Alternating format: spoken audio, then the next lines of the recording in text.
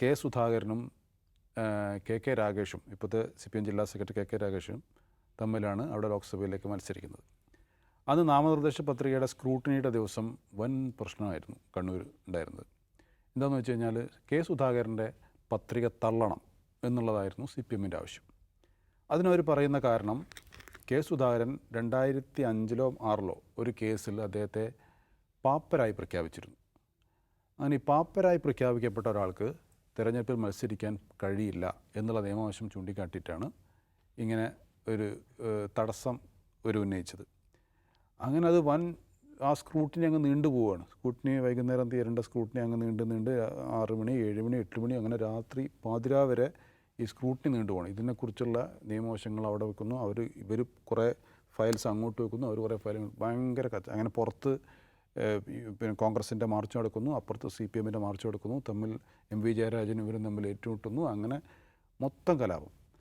അവസാനം എന്ത് ഉപയോഗിച്ചു? അന്ന് ആ കേസിൽ ശിക്ഷിക്കപ്പെട്ടിട്ടില്ല എന്നുള്ളത് കൊണ്ട് അദ്ദേഹത്തിന് മത്സരിക്കാം എന്നായി ലാസ്റ്റ് തീരുമാനം. അങ്ങനെ കെ സുധാകരന് മത്സരിക്കാം എന്ന് പറഞ്ഞ് അദ്ദേഹത്തിൻ്റെ പത്രിക സ്വീകരിക്കുകയാണ് ചെയ്തത്. തുടർന്ന് എന്താ സംഭവിച്ചത്? ഈ ഒരൊറ്റ കേസിൻ്റെ ഈ കെ സുധാകരനെ പേടിച്ചിട്ടാണ് അദ്ദേഹത്തിൻ്റെ പത്രിക തള്ളാൻ CPM ശ്രമിക്കുന്നത് എന്നുള്ള നെറേറ്റീവായി പിന്നെ എല്ലായിടത്തും. സ്വാഭാവികമാണല്ലോ.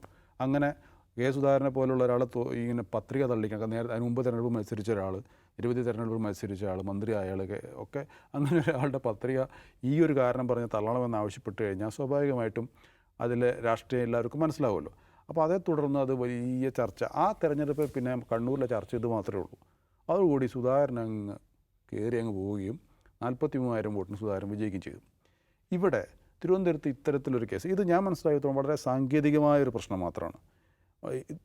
ഇവർ താമസിച്ചിരുന്ന വീട്, ആ വീട്ടിലെ TC നമ്പർ തന്നെയാണ് ഈ തദ്ദേശ പട്ടികയിൽ വന്നത്. പക്ഷേ ആ പട്ടികയിൽ വന്ന നമ്പറിലെന്തോ അവിടെ അവർക്ക് തദ്ദേശ സ്ഥാപനങ്ങൾക്ക് സംഭവിച്ച എന്തോ ഒരു മിസ്റ്റേക്കാണ്. അല്ല, അവർ കൊടുത്ത നമ്പറിലല്ല അവരിപ്പോൾ താമസിക്കുന്നത്. പക്ഷേ ആ നമ്പർ, പക്ഷേ ഇവർ ID കാർഡിലുള്ള നമ്പർ അതായിരുന്നു. പക്ഷെ അത് കൊടുക്കാതെ ഇവർ ആ പട്ടികയിലുള്ള നമ്പർ കൊടുക്കുകയും അത് തെറ്റിപ്പോയി എന്നുള്ളതായിരുന്നു ഒരു പ്രശ്നം എന്നാണ് ഞാൻ മനസ്സിലാക്കുന്നത്. അതിൽ കുറച്ചുകൂടി ക്ലാരിറ്റി ഒരു പക്ഷേ ഉണ്ടാവും.